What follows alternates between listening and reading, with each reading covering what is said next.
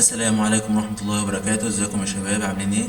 ان شاء الله النهاردة معانا اولى حلقات شرح كتاب بيلد اب يور تشيس للكاتب اورتر او ارثر. وانا سألت شات جي بي تي على النطق الصح، الصراحة ما وضحليش قوي، قال لي الاتنين ينفعوا عادي. هو من الكتاب المشهورين جدا في تأليف كتب الشطرنج.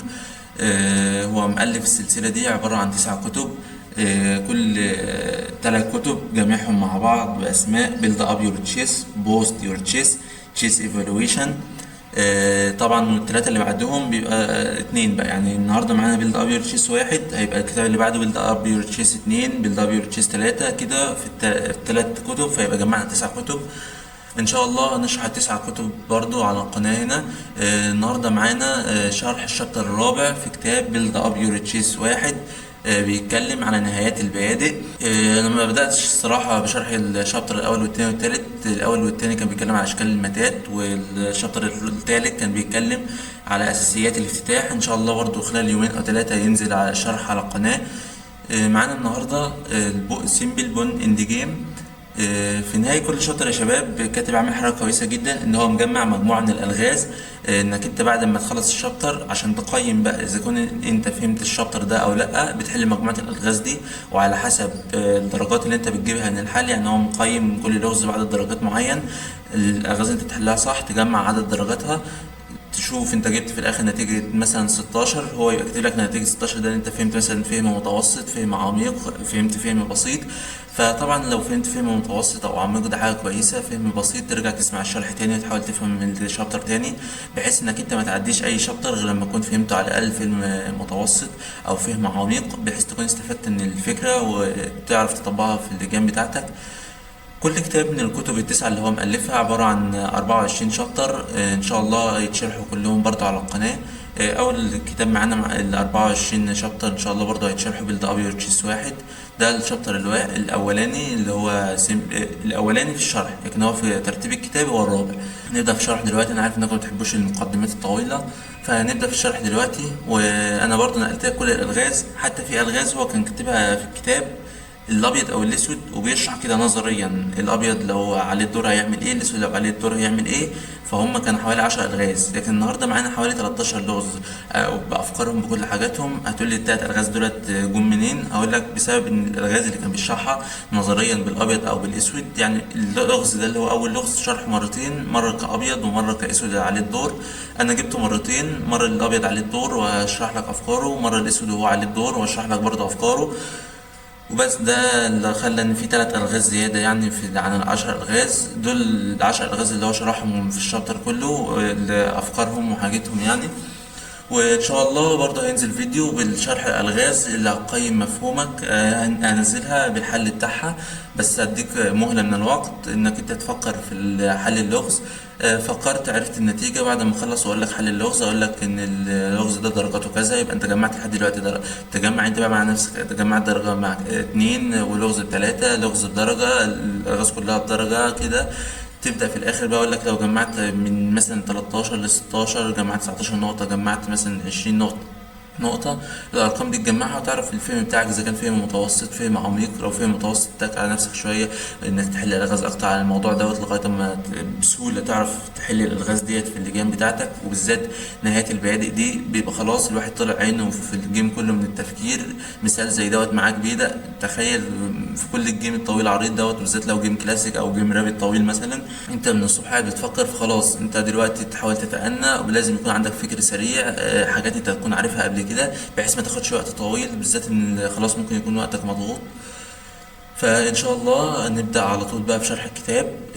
كتاب بدأ معانا باول لغز وهو اللغز دوت، وسأل سؤال مهم: المقابله دلوقتي مع مين؟ فللاسف لو انت قلت المقابله مع الابيض او المقابله مع الاسود، فاقول لك اجابتك يعني تعتبر خاطئه، عشان دلوقتي احنا مش عارفين ان اللي عليه الدور. هتقولي ده هيفرق في ايه؟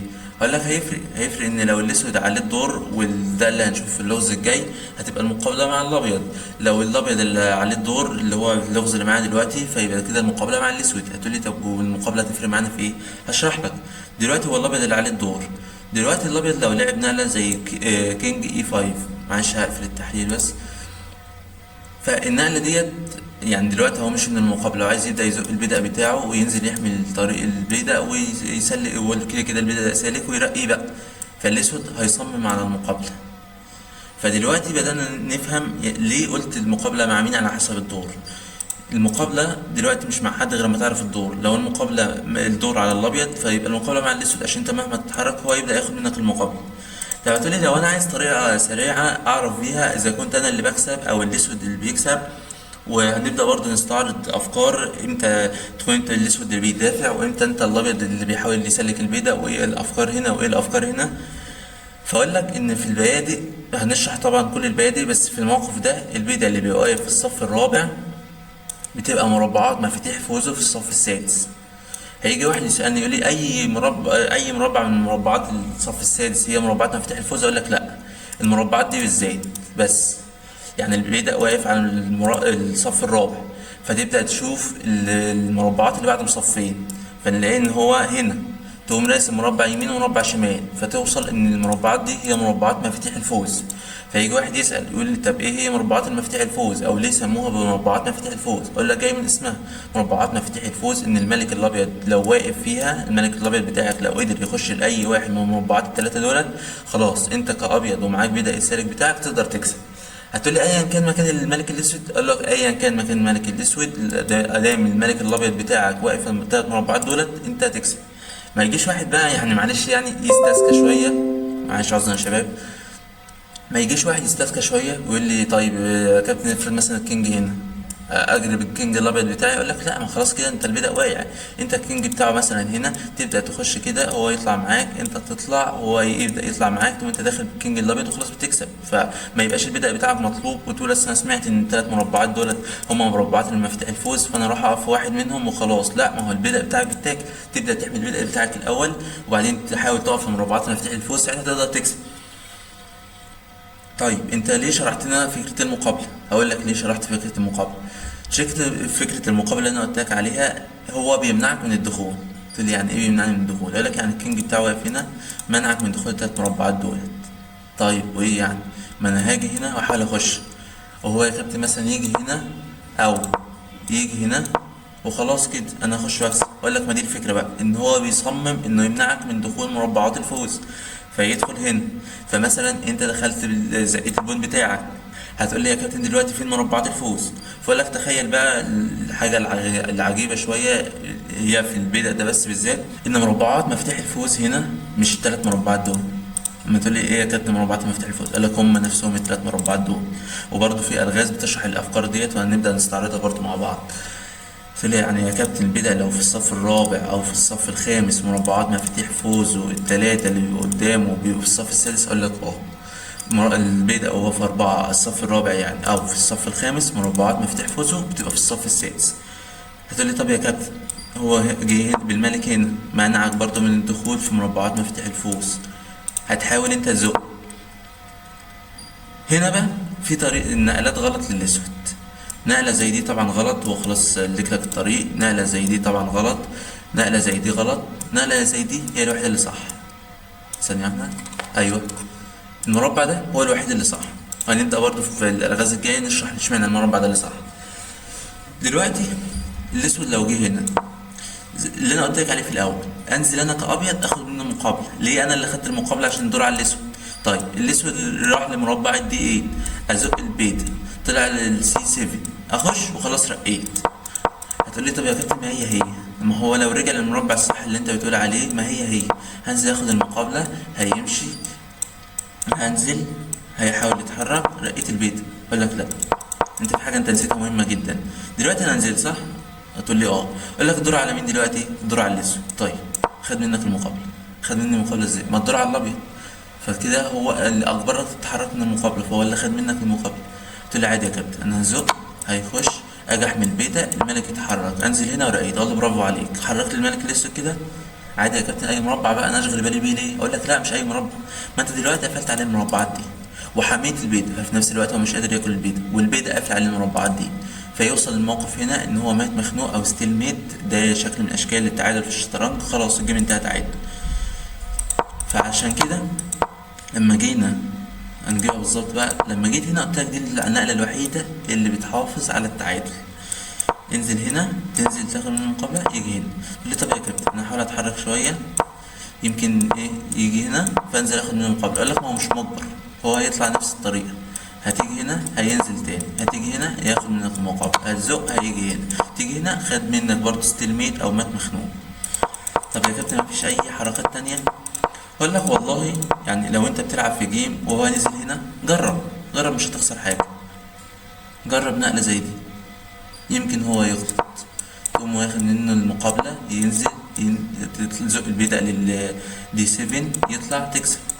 فانت في لما تقابل اي حد شطرنج يعني، وبالذات لو هو اقل منك في التقييم، جرب معاه، انت مش خسران حاجه. بس الموقف خلاص، انت كواحد فاهم للموقف، فاهم لابعاد القطع والتحركات اللي ممكن تحصل، انت واخد بالك ان الموقف هنا تعادل، بس ما تجرب مش هتخسر حاجه. هنا النقله الصح طبعا انه يطلع تاني، تنزل مش تنزل بقى تتحرك يعني للسي 5، ينزل هو تطلع نفس الفكره، زق خلاص تلميذ. فشرحنا الطريقة ديت، وازاي الملك الاسود يدافع عن البيدق، وايه هي مربعات مفاتيح الفوز، ومربعات مفاتيح الفوز للبيدق اللي في 4 وفي 5 هي ايه. شاطر. البيدق اللي في 4 أو في 5 مربعات مفاتيح الفوز بتاعته بتبقى في الصف السادس، وبتبقى هي التلات مربعات اللي قدام البيدق بالظبط اللي في الصف السادس. المربعات اللي في الصف السادس مش البيدق لما يكون هو في الصف السادس. وان احنا بنحاول نتحرك بالملك بتاعنا بحيث ان احنا نجبر الملك الاسود ان هو يتحرك في مربعات تخليه يبعد عن المربعات مفاتيح الفوز، وساعتها احنا نكسب. طيب ندخل بقى على اللغز اللي بعده. لما يبقى الابيض هو اللي واخد المقابله، شغل لك الانجي عشان هو مش مصدقني، استنى الانجي هيحمل. شايف تفوق كام للابيض؟ تفوق 12 ونص للابيض. نقفل الانجن عشان معلش الانجن ساعات بيهنج الكمبيوتر يعني. هنا الدور على الاسود، فيبقى مين اللي معاه المقابله كده؟ الابيض اللي معاه المقابله. فانت هتمشي عكسه. يعني ايه امشي عكسه يا كابتن؟ يعني هو جه هنا مثلا، يعني انا اتحرك تاني، هو لو جه هنا خلاص انا بتحرك، نزل اتحرك خلاص، طريق البيدق بقى سالك جدا، خلاص هو مش قادر يعمل حاجه، يضطر يسيب المربع يمشي وخلاص سلكت البيدق وكسبت. طيب نرجع تاني لاول اللغز. اتحرك هنا، جيت هنا، اتحرك هو هنا مثلا اهو يا كابتن، رجع للمربع اللي انت قلت لي عليه، اللي هو طول ما هو موجود فيه خلاص احنا اللي انت لسه شرحهولي، اللي هو لما بيجي هنا الموقف تعادل. اقول لك ماشي، بس انا شرحت لك برضو ان هو هنا دي مربعات الفوز، فالملك بتاعك في مربعات الفوز، فخلاص صدقني والله هو بنسبه كبيره يعني، او في معظم المواقف قدرت اقف في مربعات الفوز فخلاص كسبت. قلت له يا كابتن ازاي ما تنسى شرح ان دي تعادل؟ لا ما في اختلاف دلوقتي. اختلاف ايه؟ اختلاف ان انا مش مضطر احرك الملك بتاعي، انا ممكن افضل ازق في البدء بتاعي وبكسب برضه. تقول لي ازاي يا كابتن؟ اقول لك اهو زقنا البيت يا كابتن، ده جه خد مني المقابله. اقول لك ما خد المقابله لما يجبرك تتحرك بالملك، بس انا مش مجبر اتحرك بالملك، زقيت البيت. طب يا كابتن هو رجع لنفس المربع اللي انت قلت لي عليه، اقول لك زقيت البيدق برضه. هتلاقي بص البيدق محمي ماسك المربعات دي، تدي المربعات دي ممسوكه بالملك، فاقول لي موف تنزل وترقي البيدق.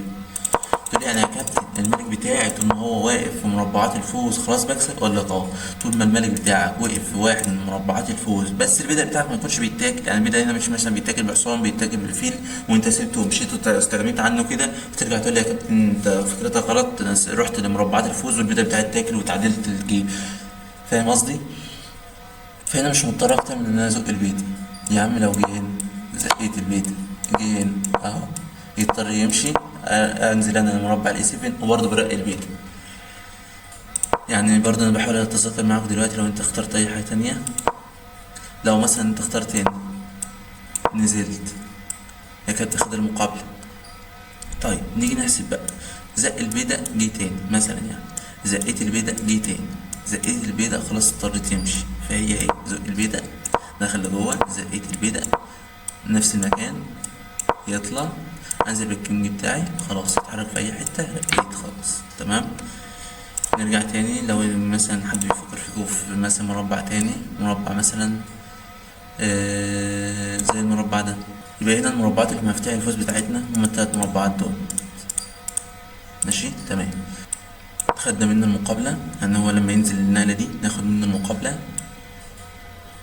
جه هنا خلاص نبدأ نزق البدء بتاعنا، جه هنا نتحرك، جه هنا نزق البدأ بتاعنا، جه هنا نفس الفكرة زقنا البدأ بتاعنا، يطلع ننزل وخلاص كده. احنا برضو رقينا البدأ وبنكسب. تمام. فيبقى مربعات مفتاح الفوز والبيادق السالكة، وعلى حسب البدأ واقف فين، والملك بتاعك واقف فين، والكينج بتاع الاسود واقف فين، والاوبوزيشن اللي هي المقابلة اللي احنا شرحناها. هما دولت الحاجات اللي بيعتمد عليهم اذا كنت انت هتكسب او هتتعادل او ايا كان من بقى البدأ، سواء هو برضو انت بتفكر في نفس الحاجة لغاية ما تشوف انت هتخسر ولا هتتعادل. تمام. ندخل على العزل اللي بعده، او مش الفكرة اللي بعدها يعني. هنا بقى الدور على الاسود، فالاسود بياخد المقابلة. احنا لسه قايلين ايه؟ قايلين البداية دلوقتي بقى بالعكس، فهنمشي برضو مربعين، 1 2، نرسم مربع يمين مربع شمال، فيبقى التلات مربعات دولت بقى نمسح المربعات دي، يبقى التلات مربعات دولت هما مربعات مفاتيح الفوز. الملك الابيض بتاعي واقف مانع الملك الاسود من ان هو يخش في واحد من المربعين دولت اللي هما مسموحين ليه دلوقتي، والمربع ده برضو من مفاتيح الفوز مقفول. فتلاقي فجأة كده الملك الاسود بيقولك اتحرك. اتحرك؟ غصب عنك لازم تتحرك. طيب نزلت هنا، دخلت في مربع مفتاح الفوز، ماشي. الملك بتاعي راح للجي 8، نبدأ بقى نحسب برضه نتأكد. زق، يعني لو زقيت دخل لجوه، أنا آسف، زقيت دخل للاتش 1، زقيت تاني رجع تاني غصب عنه، زقيت تالت خلاص مضطر يطلع فنلعب، زقيت دخل لجوه مثلا، زقيت تاني طلع، زقيت اجباري يطلع، انزل بالملك للاتش 2، هو مفيش خلاص البدا ده يترقى كده كده وابقى انا كسبت. تمام. طيب ابقى انا خسرت بقى للاسف، انا دلوقتي اللي بلعب بالابيض، الاسود هو اللي كسب يعني. طيب الفكرة التانية بقى، زقيت طلع مثلا، هي زقيت مضطر يعني اخر محاولات ان هو يجي يقف قدام البدا تاني، فزق فيطلع فانزل وخلاص الاسود رق البدا بتاعه وخسر. فيبقى مربعات مفتاح الفوز والمقابلة والبيدق على حسب مكانه هما أكتر حاجة بتحدد مين اللي هيكسب في النهايات دي ومين اللي هيتعادل. ما أنت برضو كطرف بتحاول تحارب على التعادل، برضو أعلمك ازاي تحارب على التعادل دلوقتي. ندخل على اللغز اللي بعده. هنا بقى تقدر تقول لي فين مربعات المفاتيح الفوز بتاعت البيدق ده؟ تقول لي أيوه أنا فاكر، بتحرك مربعين وأقوم راسم 3 مربعات.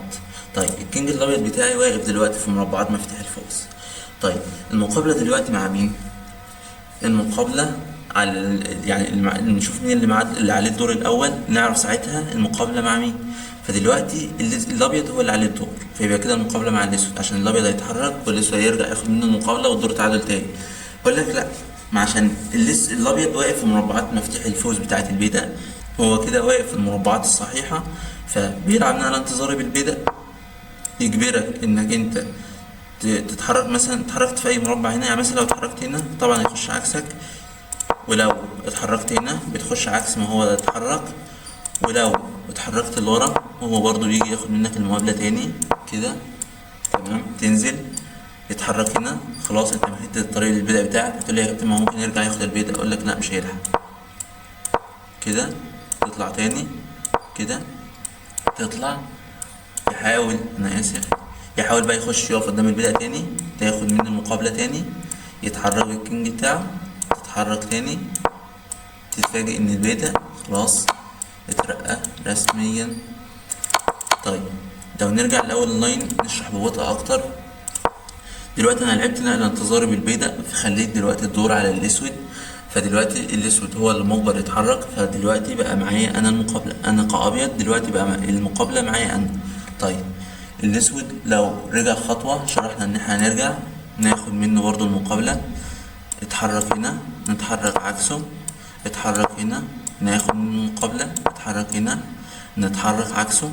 يبقى انت بتخش للمربعات عكس اللي هو اتحرك فيها، عشان يعني ما نفضلش طول العمر بقى واقفين في نفس المربعات. يعني مثلا ان هو ما يجيش هنا تيجي له انت هنا، يرجع تاني ترجع تاني. قلت لي يا كابتن ده اتعدلت الموقف اللي انت قلت لي بيتكسب، بقول لك لا، ما انت اللي لعبت غلط. هو دلوقتي اتحرك بالكينج يمين، تخش انت شمال بقى، ما انت عايز تقف في الناحيه التانيه بحيث تبقى مأمن 3 مربعات اللي البيضه بتاعك تتحرك فيهم، وتبدا تزق في البيضه وتكسب الماتش. نرجع تاني نشوف ممكن يتحرك فين تاني. طبعا برضو نفس الفكره، يعني احنا جربنا 3 مربعات، المربع ده ترجع تاخد منه مقابله، تطلع بقى تاخد منه مقابله، المربع ده تطلع تاخد منه المقابلة، المربع يتحرك هنا تطلع تاخد منه المقابلة. نجرب بقى لو واحد من المربعات دي، قلت لك هو دخل فين دلوقتي؟ صح، دخل الطريق الشمال. نخش احنا يمين، مكمل طلع هياخد من المقابلة. هتقول لي يا كابتن المقابلة ازاي؟ ده هو مش المفروض المقابلة بتبقى من خلال الصف؟ اقول لك لا، ما المقابلة برضه من خلال العمود. هي مش دي تعتبر مقابلة؟ الملك قصاد الملك والدور على الاسود، فانا كده اللي بقى معايا مقابلة. هينزل اطلع، اسف معلش، هنا الصح ان انا احرك البيت، انا اتلخبطت. لو نزل هنا خلاص 3 مربعات دولت انا امنتهم بالكينج بتاعي وبكسب الماتش. طيب هو لو حاول بقى يلعب اخر ما في جعبته او اخر حل عنده، اخش انا هياخد من المقابل، دخل يمين ادخل شمال وخلاص، امنت برضه 3 المربعات دولت وانا اللي بكسب الجيم. يبقى ده كله لو انت مركز حصل بسبب ايه؟ بسبب ان الكينج واقف في ال3 مربعات اللي هي مربعات مفاتيح الفوز، اللي البيضة اللي لما يبقى واقف على دي 2 تبقى هي هنا، تبقى E4 D4 C4. تمام. نخش على اللغز اللي بعده او على الفكرة اللي بعدها. ايوه، احنا بقى دخلنا هنا فكرة جديدة او مش جديدة، يعني فكرة مختلفة ممكن تكون فاكرها عارفها بس مش متأكد امتى تتعادل وامتى تخسر. البيضة عمود الاتش او بيضة الروك عموما، اللي هو عمود الايه او عمود الاتش. البيضة ده لو الاسود فهو بيبقى مثلا بدايته هنا على الاتش 7. تخيل بقى ان مربعات مفاتيح فوزه هنا، مربعين دولت. تقول ازاي يا كابتن انت معلمنا ان اطلع 1 2 واقوم راسم 3 مربعات؟ اولا لو جيت تجرب ترسم 3 مربعات فتلاقي ان في مربع بره الرقعة اساسا مش هتعرف ترسمه، فما تجيش تقول ان هما دول مربعين تحت مفاتيح الفوز عشان دي اجابة خاطئة. بيضة الروك ليه حالة خاصة ان هو مربعات مفاتيح فوز والمربعات دي. هقول لك ليه. بقول لك عشان لو انت مثلا اقتنعت ان هو البدع هنا فمربعات مفتاح فوز زي اي بدع عادي هي المربعات دي، الكينج بتاع الابيض يكتفي بس ان هو يجي يقف على مربع الجي والاتش. هتبدا الكينج بتاع الابيض يتحرك على المربعين دولت رايح جاي وخلاص انت مش هتعرف تطلعه من هنا. هتقولي ليه؟ هقول لك تعالى جرب. مش انت مربعات مفتاح الفوز وصلتك مثلا لشكل زي ده؟ هو معلش هو الدور على الابيض. طيب نشرح اللغز ده وفي اللغز الجاي اوريك الدور على الابيض. خدها كلام مسلم بيه، يعني الكتاب هو اللي قايله كمان مش انا اللي جايب حاجه من دماغي. مربعات مفاتيح الفوز اللي بدأ الروك تبقى المربعين دولت لو هو هنا. طبعا لو هو بدأ الروك الابيض تبقى المربعين دولت، لو الروك العمودي الايه الابيض، وهنا المربعات دي. فالاربع مربعات دي مربعات مفاتيح الفوز بالنسبه للي بدأ الاسود بتاع عمود الاتش، بدأ الاسود عمود الايه، بدأ الابيض عمود الايه، بدأ الابيض عمود الاتش. تمام. هنا الابيض بيكتفي بحاجه واحده او بفكره واحده، ان هو يخنق الملك الاسود بان هو يلعب كينج اف 2. انا مش هخليك تقف في مربعات من مربعات مفاتيح الفوز. الكينج الاسود اونلي موف يتحرك هنا، انزل تاني. الكينج الاسود لو طلع تاني فخلاص نستنى الشكل يكرر 3 مرات، ودي برضو حاله من حالات التعادل، فخلاص يبقى الجيم تعادل. طيب الكينج الاسود نزل، انا نزلت، انا هو بقى لعب بيت، او انا لاعب ايه بقى؟ قوم لاعب كينج اف 2 درو.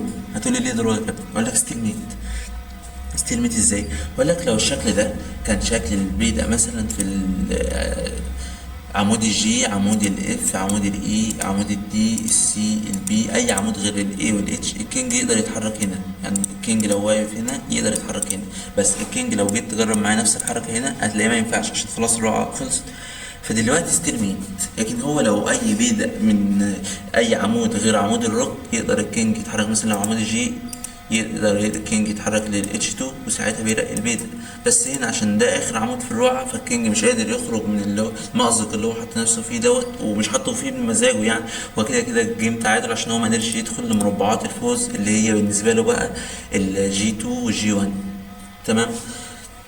نبدأ بقى نستعرض الفكرة اللي بعدها. لو الدور على الابيض، الدور على الاسود، معلش انا اسف، المره اللي فاتت كان الدور على الابيض، الدور على الاسود.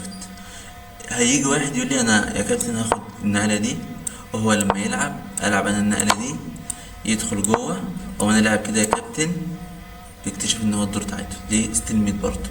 فالملك الاسود بيحاول الملك الابيض بقى عشان هو دلوقتي اللي بيحارب على تعادل، بيحاول جاهدا ان هو يا اما حاجه من الاثنين، يا يخنق الملك بتاعه يخنق نفسه بنفسه، يا اما يخنق الملك الاسود، ففي الحالتين يوصل الموقف لتعادل.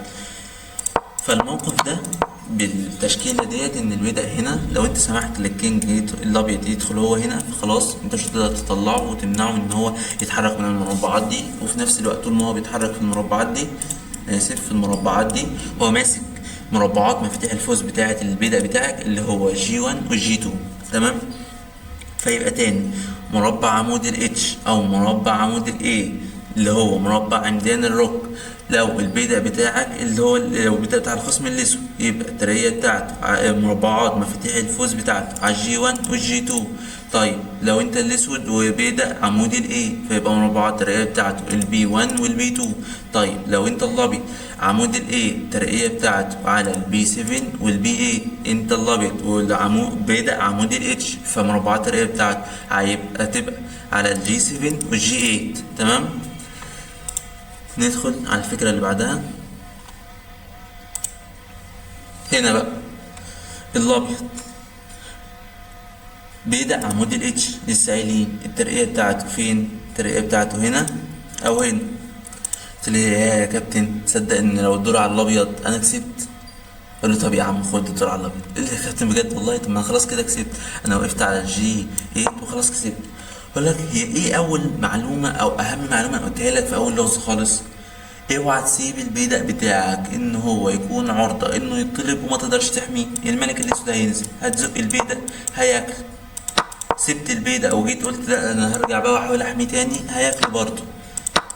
اللي تصدق عندك حق يا كابتن، يعني مربع مفاتيح الفوز قدامي بس انا ما اقدرش اسيب البيضه عشان ما يتاكلش. خلاص يا كابتن انا لقيت الحل، انا هزق البيضه وهو لما يتحرك مثلا كده يحاول ياكل البيضه، اجي انا في مربع من مربعات مفاتيح الفوز اللي هو G7 وخلاص الطريق بقى ممهد للبيضه ان هو يترقى وكسبت الماتش.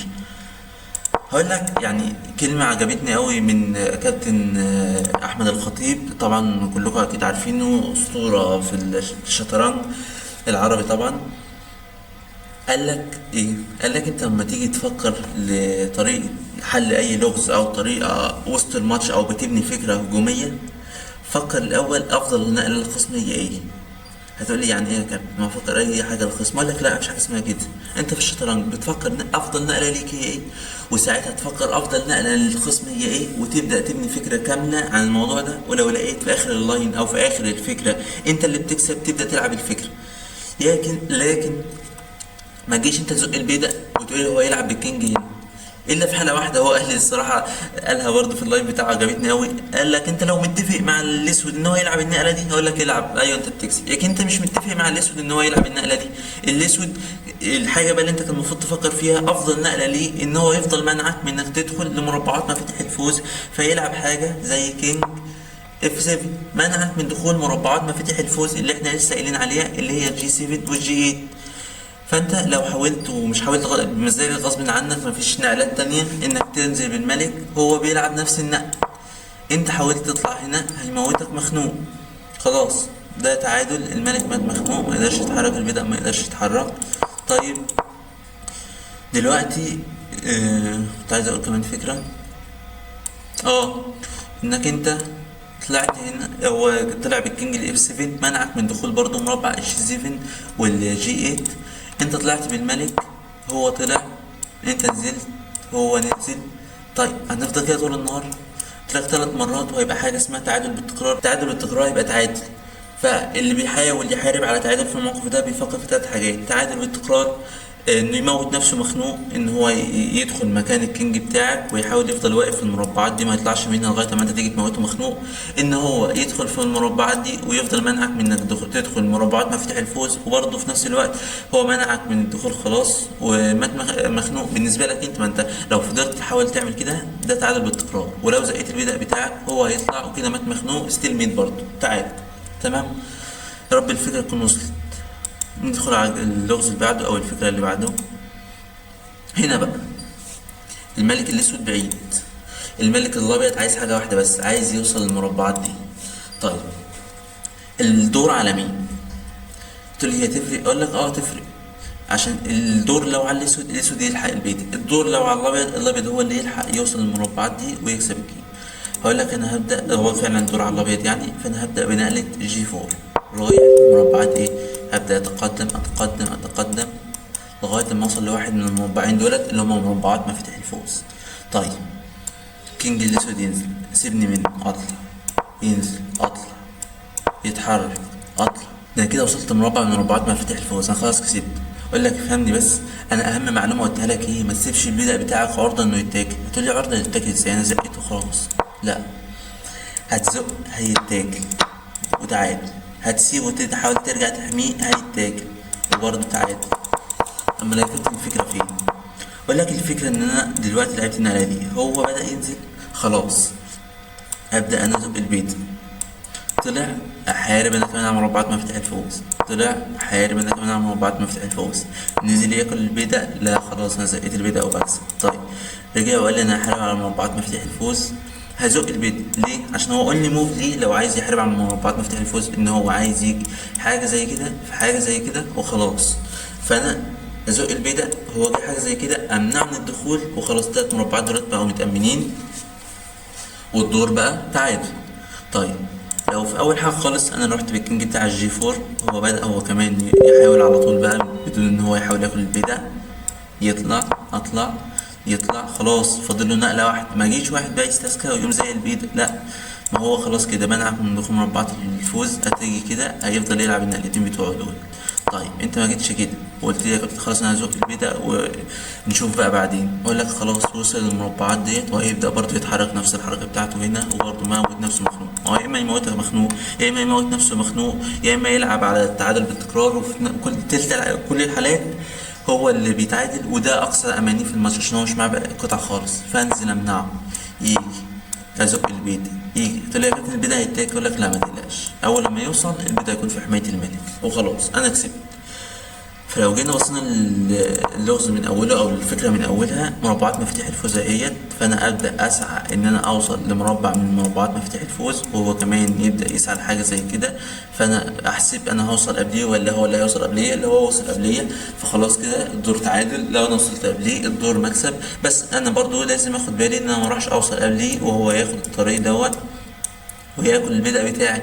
فبقى انا وصلت لمربعات مفتاح الفوز ولقيت البدء بتاعي وقع. يعني انا وصلت للمربعات اللي احمي فيها البدء انه يترقى، وفجاه ابص الاقي البدء مش معايا اساسي. فما ينفعش، لازم وانا رايح احمي البدء في نفس الوقت ابقى متاكد ان البدء مش هيتاكل، وفي نفس الوقت احاول احارب على مربعات مفاتيح الفوز بحيث ان انا اكسب. لو دخلنا بقى على الفكره اللي بعدها، الفكره اللي بعدها بتقول ايه؟ بتقول حاجه مهمه قوي، بتقول ان دلوقتي الدور على الاسود. الدور على الاسود يا كابتن هتفق؟ اقول لك اه.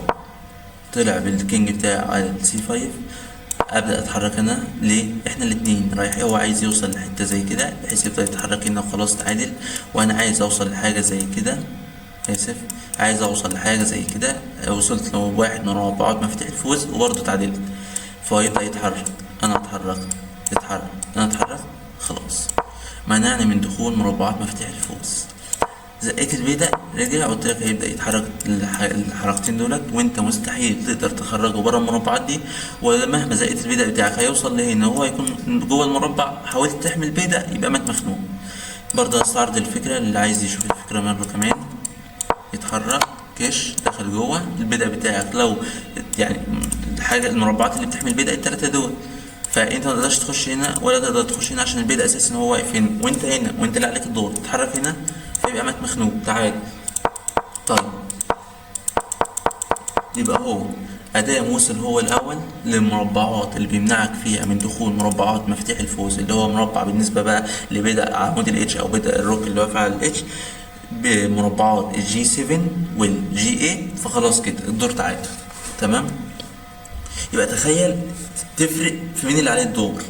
لو الابيض عليه الدور زي ما استعرضنا في اللغز اللي فات او في الفكره اللي فاتت اللي قبل دي على طول، يبقى الابيض اللي بيكسب. لو الاسود اللي عليه الدور، لا، الاسود قدر يخطف تعادل من موقف اللي الابيض هو معاه بدأ زياده فيه. ندخل على الفكره اللي بعدها. الفكره دي بقى بتتكلمش ولا على بدأ زياده ولا على بدأ سالك. الفكره دي بتتكلم على ازاي يبقى معايا بدأ زياده وازاي يبقى معايا بدأ سالك. تقول لي يعني ايه يا كابتن؟ هقول لك انت ركز كده دلوقتي. الملك الاسود مع بيتا، الملك الابيض مع بيتا. طيب، ما انا هكسب ازاي يا كابتن؟ هقول لك هتكسب بحاجه اسمها المربعات الحرجه. هتقول لي مربعات الحرجه دي عامله زي مربعات مفاتيح الفوز؟ اقول لك هي حاجه شبهها، بس الصراحه كلام كده هشرحه لك برضو في اللغز اللي بعدها. هي مش شرط تفوزها، هتقول لي يعني ايه يا كابتن؟ هقول لك يعني المربعات الحرجه دي يا دوبك بس بتضمن ليك انك انت تخش تاكل البيضاء الاسود، لكن مش بتضمن ليك انك بعد ما تخش تاكل البيضاء الاسود انك بتكسب. هتقول لي طب يا كابتن ايه هي المربعات الحرجه؟ هقول لك المربعات الحرجه بتمسك برضه البيضاء السالق الموجود معاك وترسم 3 مربعات ليه يمين و3 زيهم شمال، ومربع زيادة هنا ومربع زيادة هنا، فترسم شكل حركة الحصان أو شكل حرف ال. هي دي المربعات الحرجة. لو الملك الأبيض بتاعك قدر إنه يقف في واحد من المربعات ديت يقدر ياكل البيض الأسود يعني. طيب الدور على مين؟ طبعا الدور لو على الاسود هيبدا يتحرك حاجه زي كده، فيبقى هو اللي معاه المقابله عشان انت اللي كبرت تتحرك. هتحاول تلف له من الناحيه التانية، هو برضه هيحاول يرجع بنفس الطريقه، وهنبدا برضه نشرح في ده في اللفظ الجاي لو الاسود هو اللي عليه الدور. وفي نفس الوقت هو طول ما هو منعك من دخول، يعني هو يجي يقف هنا فهو منعك من ال3 مربعات دول، وهو لما جه وقف هنا منعك من ال3 مربعات دول، فانت مش عارف تخش جوه المربعات الحرجه.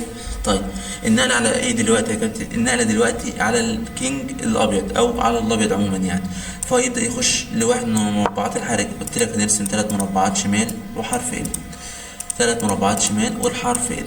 فخلاص حرف ال والحرف ال دوت هو الملك الابيض قدر يقف في مربع من المربعات ديت، فكده الابيض ضمن ان هو ياكل البيض. هل هو ضمن الفوز؟ اقول لك لا، انا ما اضمنلكش الفوز في موقف زي ده.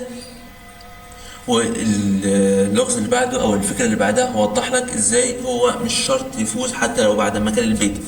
طيب الملك الاسود اجباري يتحرك في واحد من دولت. طبعا هو لو اتحرك هنا انا دخلت، اتحرك هنا انا دخلت، اتحرك هنا، خلاص البيضه سقط. طيب هو هيبقى مصمم شويه ان هو يحمي البيض فيتحرك لحاجه زي كده. انا جيت هنا، طيب هيقول لي ان انا رجعت، هلعب هنا خلاص انا طالب البيض، البيضه بيتحمي من المربع الاي 7، انزل انا السي 7، خلاص البيضه ده بيتحميش تاني. انت اقصى امالك انك مثلا توصل لمربع زي ده او مربع زي ده، في نفس الوقت البيضه بيتاكل وخلاص. طيب الاسود هيبدا يعكنن عليك شويه، يقول لك خلاص يا عم انا هنزل المربع الاي 8 تاكل البيضه اخد منك المقابله. يلا بقى اللي كان مركز في الالغاز اللي فاتت او في الافكار اللي فاتت يقول لي الموقف ده مكسب الابيض ولا لا. انا كاتب اهو، اتفضل. البيضة طول ما واقف على الدي 5 ارسم مربعين وبعدين ارسم 3 مربعات. يا كابتن لا، الموقف ده تعادل. تعيل ارسم مربعين لقدام وواحد يمين وواحد شمال، فالملك بتاعي مش هيقدر يقف في مربعات الفوز ديت. فللاسف يا كابتن الصراحة الموقف تعادل. فلك ركز، انا قلت لك الكلام دوت ينفع لكل البيادق ما عدا بيدق عمود او صف الخامس. بيدق الصف الخامس بيبقى ليه نفس المربعات مفاتيح الفوز بيدق الصف الرابع. فالبيدق لو واقف في الصف الرابع مربعين وارسم واحد شمال وواحد يمين ويبقى دي مفاتيح الفوز، ده بيدق الصف الرابع. طيب البيدق بتاع الصف الخامس هي نفس المربعات. هتقولي ازاي يا كابتن؟ ده انا اخش مثلا كده هياخد مني المقابل. اقول لك ما ياخد منك المقابل، هتزق البيض، هزق البيض، زقت البيضة تاني تلاقي الملك الاسود مضطر يسيب المربع وخلاص كده انا بكسب. يبقى احنا هنا بصينا لاول حاجة مربعات حرجة، يعني هنا قبل ما يدور عليا بصيت ان في حاجة اسمها المربعات الحرجة اللي هي ال4 مربعات دولت وال4 مربعات دول. بعد ما ركزت وفهمت يعني ايه مربعات حرجة قدرت اكل البيضة. فين بقى اكلة البيضة؟ معلش ثانية واحدة.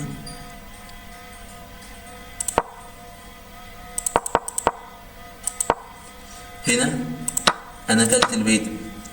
بعد ما اكلت البيضة بدأت احسب هو بقى لما خد مني المقابلة انا بكسب ولا بخسر، واكتشفت ان انا واقف في مربعات مفاتيح الفوز فكسبت. يبقى انا ما كسبتش عشان دخلت جوه المربعات الحرجه وقدرت اكل البيضه، لا انا كسبت عشان بعد ما دخلت جوه المربعات الحرجه وقدرت اكل البيضه بدات احسب المربعات المفتاحيه، فاكتشفت صدفه ان انا واقف جوه المربعات المفتاحيه فبقيت انا بكسب. هل يا كابتن ما في الغاز او افكار بعد ما اكل البيضه ما بكسبش؟ يعني بعد ما دخلت المربعات الحرجه وكلت البيضه ما بكسبش؟ اقول لك اه. نبص على الفكره اللي بعدها او على اللغز اللي بعده. دلوقتي الدور على الابيض. الملك الابيض واقف هنا، واقف العكس خالص. يعني لو جينا نرسم المربعات الحركة للبدء اللي واقف على مربع الدي 5 فنلاقيها هي المربعات دي، والملك الاسود بالفعل واقف في مربع من المربعات ديت. فالملك الابيض يبدأ يلعب على اخر امل ليه حاجة اسمها المربعات الانفجارية. ركز معايا معلش، انا عارف ان هو ممكن يكون دسم شويه بالنسبه للمستويات المتوسطه او المبتدئين، ممكن يكون سهل لحد ما للمستويات العليا اللي مذاكره الحاجات دي. يعني في مستويات عليا مش فاكره المعلومات ديت او ناسيه بعضا منها، فهيبقى مفيد جدا ليك برضو. ايه هي بقى كانت المربعات الانفجاريه؟ هقول لك ركز معايا. انا كملك ابيض اقوم لاعب كينج بي 4. تقول لي يا كابتن انت سايب العركه كلها والخناقه ورايح تلعب لي كينج بي 4؟ طب يا عم كمل طريق السلامه انت واخش انا هنا. اقول لك لا، انت دخلت حاجه اسمها المربعات الانفجاريه. ايه المربعات الانفجاريه دي؟ المربعات دي اسمها مربعات انفجاريه. ليه سموها بهذا الاسم؟ عشان الكينج اللي بيخش المربعات دي اول واحد هو كينج اللي بينفجر. يعني ايه الكينج اللي بينفجر؟ الكينج اللي بيضطر يسيب حمايه البدع بتاعه والكينج التاني بيكسب. هتقولي ازاي يا كابتن؟ اقول لك هو مش انت دلوقتي كاسود لسه قايل لي هو يخش لاي 4 وخلاص كان البدع بتاعك؟ هو على كلامي انت يعني مش مصدق كلامي، هو دخل الاول المربعات الانفجاريه اللي هم الاربع مربعات دول، او انا لاعب كينج سي 5. تكتشف انك مش قادر تاكل البدع بتاعي ومش قادر ترجع للنقلة مثلا كينج اي 5 تحمل البدع بتاعك، فتلعب حاجة زي كده فيكون واخد منك المقابلة، ترجع هياخد المقابلة، ترجع هياخد المقابلة، تطلع لا خلاص بقى عايز البدع، تكتشف ان خلاص البدع بقى في حماية الملك، تلعب حاجة زي كده خلاص 3 مربعات بقى متأمنين بالملك وانا كسبت الجيم. فالمربعات الانفجارية الملك ركز معايا، الملك اللي بيدخلها الاول هو اللي بينفجر وبيخسر. طيب انا كملك اسود العب ايه دلوقتي؟ العب حاجه جميله جدا، العب نقله زي دي بحيث ان هو لو لعب نقله زي دي يخسر الجيم، او مش يخسر، هو الصراحه مش خساره، انا هشرح لك ليه تعادل، بس يخسر البيضه. احنا لسه قايلين ماشي انا حتى اتلخبطت، المربعات الحركه بتوصلنا لخساره البيضه مش لخساره الجيم. مش كابيض لخساره البيضه مش لخساره الجيم، كاسود لمكسب البيضه مش لمكسب الجيم. تمام؟ هنشرح الفكره دي، بس انا عايز اوضح لك حاجه بقى.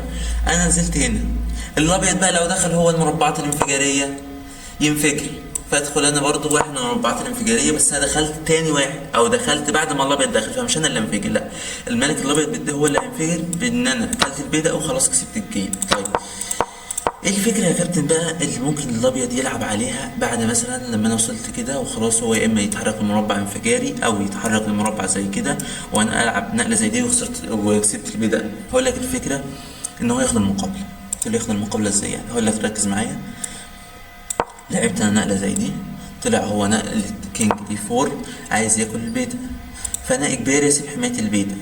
هل بقى يعني في هنا مربع بيكسب ومربع بيخسر، المربع ده بيخسر مربع الدي 2 ومربع السي 2 بيكسب، مش بيكسب معلش انا بحارب على تعادل، بيتعادل. فمربع الدي 2 بيخسر ليه؟ عشان اخدت منك المقابله. مربعات مفاتيح الفوز، نرسم مربعين لقدام، واحد شمال واحد يمين، خدت منك المقابله مضطر تتحرك انزل، وزي ما احنا شرحنا في الاول ازاي نكسب حاجه زي كده. طيب ليه بقى كانت المربع السي 2 بيتعادل؟ هقول لك دلوقتي هو لو كان البيضه انا جيت انا اللي اخدت من المقابله، وتيجي تحسب فين مربعات مفاتيح الفوز؟ بيضة، نرسم قدام مربعين واحد شمال واحد يمين، فدي مربعات مفاتيح الفوز وانا اللي واخد المقابله، فالدور على الملك الاسود فهو اللي لازم يسيب يتحرك، عشان كده انا اللي واخد المقابله، وفي نفس الوقت انا منع من دخول المربعات دي. يتحرك حاجه زي كده اخش منع من دخول المربعات، يزق البيضة، اخش يزق البيضة تاني، ما جيش هنا بقى، ما جيش هنا وهو ينزل، وما جيش هنا. لسه قايلين في اول لغز خالص احنا شرحناه ان انا طول ما انا بلعب هنا، يعني هو في النص في بعض الحاجات اللي في النص ممكن ارجع هنا عادي. تمام؟ يعني مثلا هنا لو الملك فضل هنا والبدأ يتزق عليه بكش هو دخل هنا برضو الجيم تعادل، بس لما البدأ يتزق وخلاص انا مضطر ارجع للرانك الاخير او للصف الاخير، فارجع للمربع اللي ورا الكينج على طول، الكينج واقف على يعديته، ارجع لنفس اللي عمله دي 1، دخل اخد منه مقابل زق البدأ بكش، العب دي 1، يضطر لو هو عايز يحافظ على حماية البدأ يموتني مخنوق والدور تعادل. طيب دخلت هنا وهو دخل مثلا كده، اطلع اخد منه مقابله تاني، رجع هنا بيحاول بقى يلف من الجنب تاني زي ما قلت لك، حاول يعني ايه تلاعب اللي قصادك، تحاول تخليه يغلط. لو رجع هنا لا دلوقتي بقت غلط خلاص، انا دلوقتي اللي بكسب. وشرحنا كده برضه يعني شرح سريع عشان شرحت في الاول الافكار دي يعني. طيب إيه، فقلنا النقله دي غلط. النقله الصح ايه؟ النقله الصح دي 1 تفضل على العمود اللي انت واقف عليه اللي هو عمود البيضة غالبا يعني، مش غالبا هو لازم يكون عمود البيضة عشان تفضل مانع ان البيضة يترقى. يلعب كينج اي 3 كينج اي 1 يحاول يزق البيضة، ما تطلعش هنا، ما خلاص البيضة رق، لا تقف قدام البيضة تاني دي 1. لو فضل مصمم على حماية البيضة موتك مخنوق. تمام.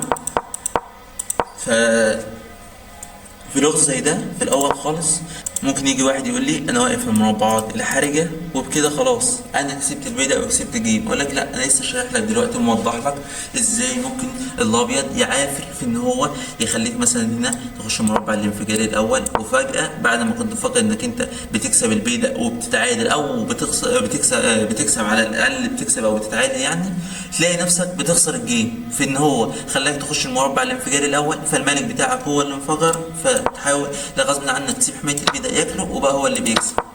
طيب انت ما وقعتش في المعضله دي او ما وقعتش في المشكله دي ورحت برضو كملت في طريقك انك هتاكل البيضه، هو لعب هنا قلت له خلاص المربع ده مبقاش انفجاري عشان انت ما تقدرش تيجي للمربع ده وتطلب البيضه بتاعي.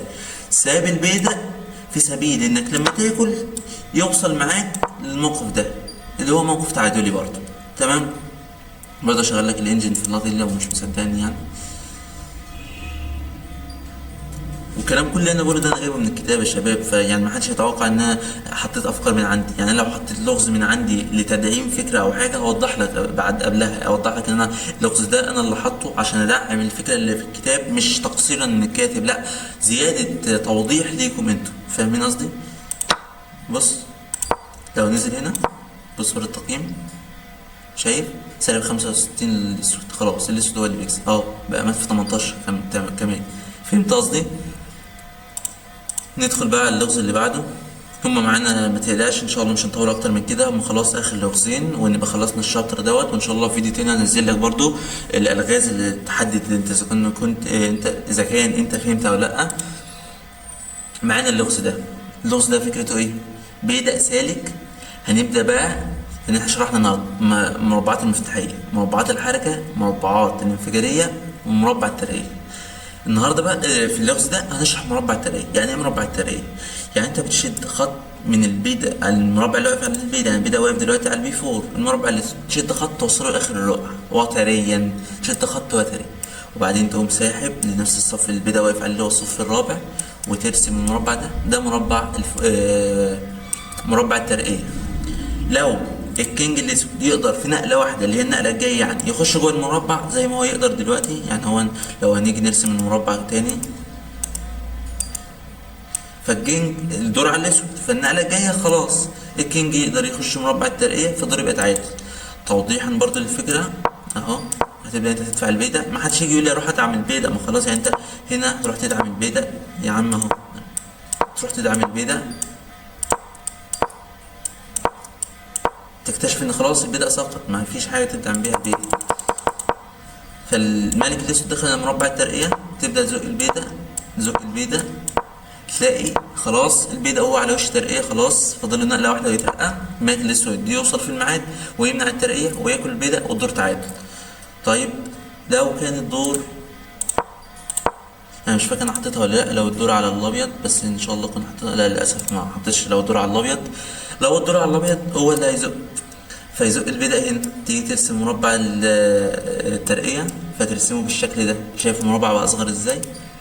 الكينج الاسود يقدر في نقلة واحدة يوصل لمربع الترقية، يقول لك لا ده هو اقصى امانيه ان هو يوصل لمربع زي ده والبيضة ساعتها بيرق. ندخل بقى على لغز جميل الكاتب اختتم بيه الفصل دوت او اختتم بيه نهاية البيادق اللغز ده. لو حبينا يا شباب نرسم مربع الترقية للبيدق ده فهو غالبا بنرسمه بعده بمربع، ما بنرسموش على طول اللي هو المربع ده. مثلا ما تجيش مثلا تقولي مربع الترقية اهو، اقول لك لا الصراحة احنا بنرسمه بعده بمربع. هتقولي ليه بعده بمربع؟ اقول لك بس هو البيدق وهو واقف في الصف التاني عنده امكانية ان هو يروح للصف الرابع من نقلة واحدة، فادام هو عنده الامكانيه دي ان هو يروح للصف الرابع فبالنقل من نقله واحده، فبنعتبر اكنه واقف على الصف الثالث. ما هي نفس الفكره، البيدا لو واقف على الصف الثالث يقدر يروح للصف الرابع، فبنرسم مربع الترقيه بالنسبه له من الصف الثالث، عشان هو لما النقله جايه يوصل للصف الرابع فنعامله اكنه بيدا واقف في الصف الثالث. طيب فلما نيجي نرسم مربع الترقيه بتاعه، اسف، نكتشف ايه بقى؟ نكتشف ان الكينج الاسود مش بس بنفكر هو النقله جايه يقدر يقف في مربع الترقيه ده ولا لا، ده الكينج الاسود واقف حرفيا جوه مربع الترقيه. طبعا ده لو الدور على الاسود، هو معلش عشان افتكر بس، ايوه الدور على الابيض، فبنحاول كمان ان هو ده عنده امكانيه ان هو يوصل لحته زي دي، فيبقى ده المربع الترقيه بتاعه، مربع الترقيه للبيضه اللي واقف على الاي 4 اللي هو الصف الرابع. فنلاقي الكينج ان هو قادر يلعب نقله زي دي، نقله زي دي، تكتشف ان خلاص لحق البدأ وكسب الماتش، عشان هو بعد ما ياكل البدأ هيرجع تاني ومعاه بدأ زيادة، ويحاول برضه جاهدا ان هو يلاقي البدأ ده. ما تفتكرش ان النهايات في الجزئية دي سهلة، لا، انت لازم تكون مذاكر الفكرة كويس، مش حافظ، مذاكر الفكرة كويس، فاهم انت بتحارب على ايه، مين بيحارب على تعادل، مين بيحارب على مكسب، مين مع المقابلة، مين مش مع المقابلة، فين المربعات الحرجة، فين المربعات مفتاح الفوز، فين المربعات الانفجارية، فين مربعات الترقية. تبدأ تحسب ده كله وبعد كده تفكر انت ازاي تكسب او ازاي تتعادل. تمام؟ طيب انا يا كابتن لو عايز اكسب في دور زي ده اكسب ازاي؟ اقول لك بطريقة بسيطة جدا، زق البيضة ده ببلاش. تقول لي زق البيضة ده ببلاش؟ ده هياكل يا كابتن. اقول لك ماشي، زق البيضة ده بقى. طب ما هو هيرجع، ازق ايه؟ مش من حقي اوصل هنا؟ يعني انا عملت البدء البلاش ده عشان بس امنع الملك انه يوصل هنا؟ طب ما عادي يا كابتن، انا هعدي من هنا، زق اعدي من هنا، زق اعدي من هنا. الكينج بقاش واقف هنا، لا، الكينج بقى واقف هنا طالب البيض، بس خلاص انا هرقي انا اللي عليا الدور.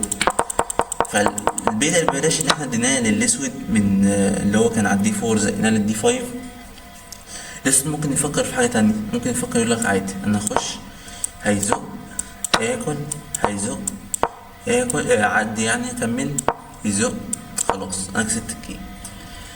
هقول لك طب انا عايز اقول لك معلومه مهمه. قلت له ايه هي يا كابتن معلومه مهمه؟ هقول لك انت متفق مع الابيض ان هو يزق البداء؟ قلت له متفق مع الابيض ان يزق البداء؟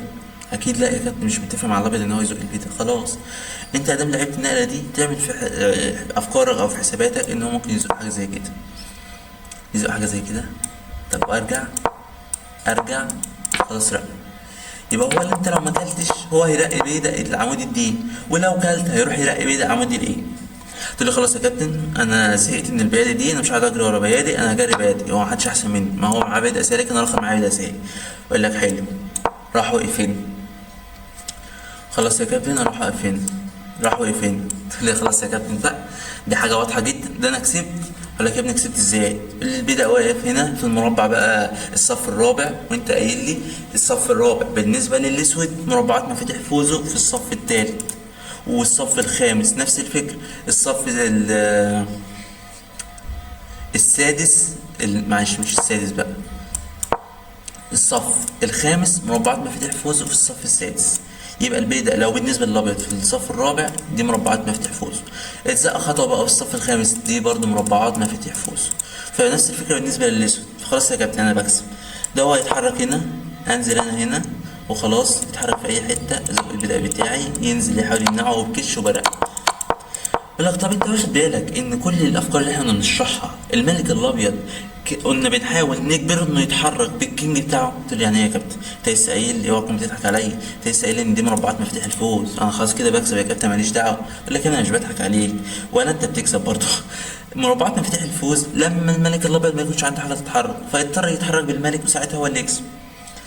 يعني ايه برضه يا كابتن؟ مش فاهم. اقول لك يعني هو دلوقتي مش مضطر يتحرك بالملك، هو هيزق البيضه. ايه يا كابتن؟ زق البيضه. خلاص انا هحاول ازق البداء التاني، زق البيضة، زقت التاني، زق البيضة، زقت البداء التاني، رق، زقيت يا كابتن خلاص انا برقي بقى بكسب. انت رقي تكسب يكش، وخدت البيضة وخلاص انا اللي بكسب.